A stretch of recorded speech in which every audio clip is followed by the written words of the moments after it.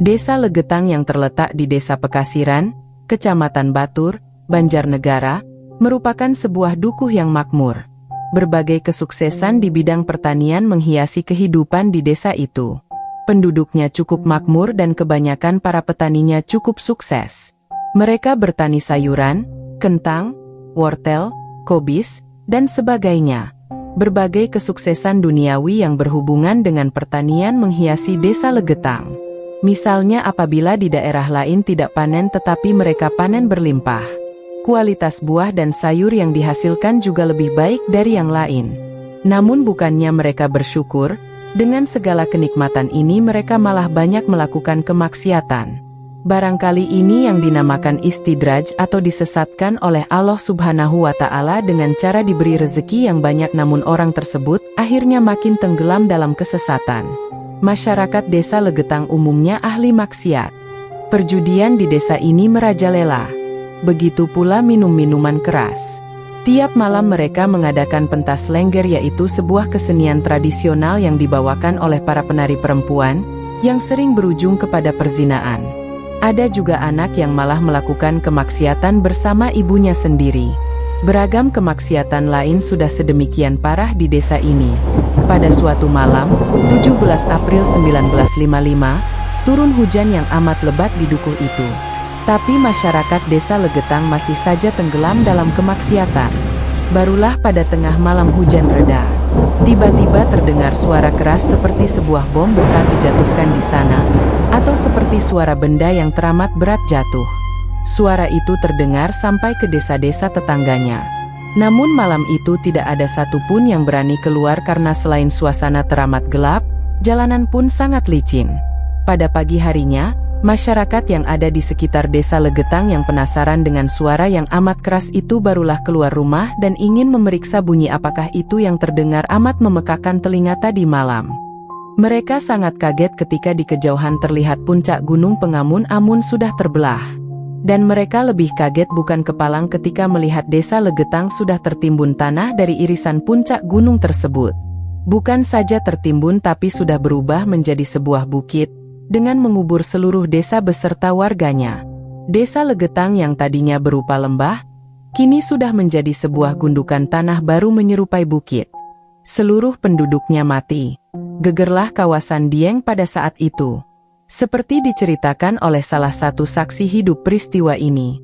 Suara gunturnya, sebutan longsor di daerah setempat, itu sampai terdengar ke rumah saya. Padahal, rumah saya Desa Kepakisan. Kisah seorang saksi yang saat peristiwa itu berusia 11 tahun. Akan tetapi karena gelapnya malam dan hawa dingin menusuk tulang, membuat warga yang mendengar suara mengejutkan itu tidak berani keluar rumah untuk memeriksanya.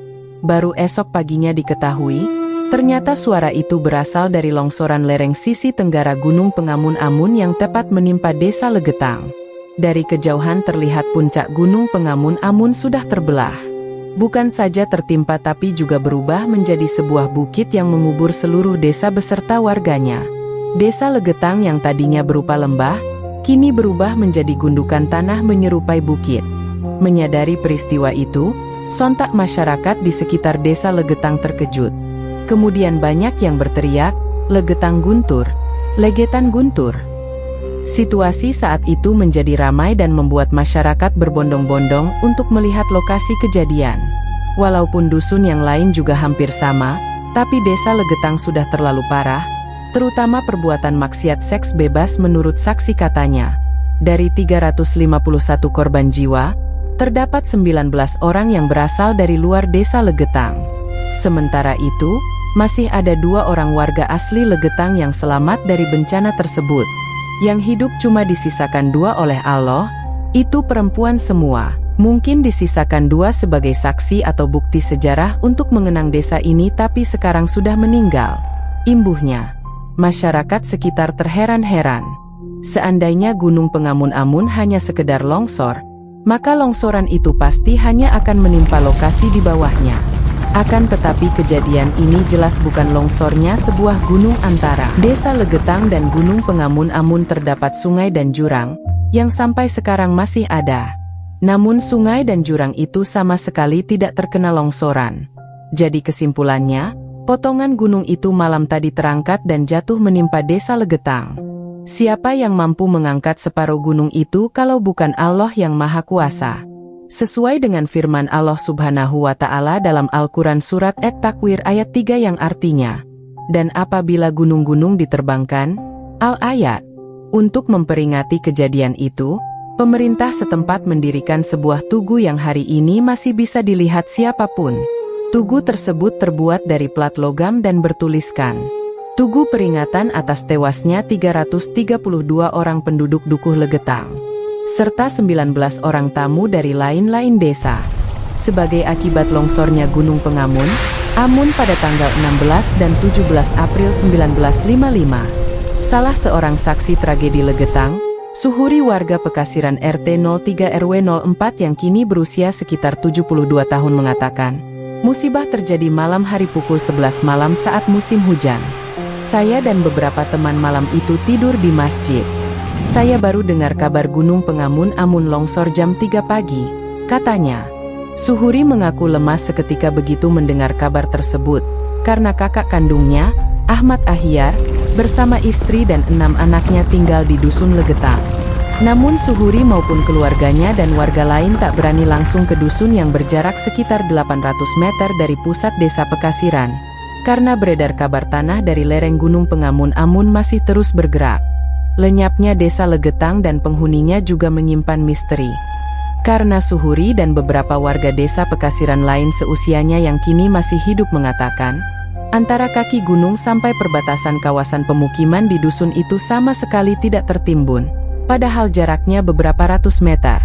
Longsoran tanah itu seperti terbang dari lereng gunung dan jatuh tepat di pemukiman. Sangat aneh, kata Suhuri sembari menjelaskan. Gejala lereng gunung akan longsor sudah diketahui 70 hari sebelum kejadian. Para pencari rumput pakan ternak dan kayu bakar untuk mengasap tembakau rajangan di samping untuk memasak. Melihat ada retakan memanjang dan cukup dalam di tempat itu. Namun tanda-tanda tadi tak membuat orang waspada, meski sering jadi bahan obrolan di Legetang. Orang baru menghubung-hubungkan soal retakan di gunung itu setelah Legetang kiamat, katanya. Waktu itu semua orang tercengang dan suasana mencekam melihat seluruh kawasan dusun Legetang terkubur longsoran tanah. Tak ada sedikit pun bagian rumah yang kelihatan. Tanda-tanda kehidupan penghuninya juga tak ada, kenang Suhuri. Sungguh kisah tenggelamnya Dukuh Legetang ini menjadi peringatan bagi kita semua bahwa azab Allah Subhanahu wa Ta'ala yang seketika itu tak hanya terjadi di masa lampau, di masa para nabi, tetapi azab itu pun bisa menimpa kita di zaman ini. Bahwa sangat mudah bagi Allah untuk mengazab manusia-manusia lalim dan durjana dalam hitungan detik. Andaikan di muka bumi ini tak ada lagi hamba-hambanya yang bermunajat di tengah malam menghibah ampunan Allah, barangkali juga dunia ini akan kiamat.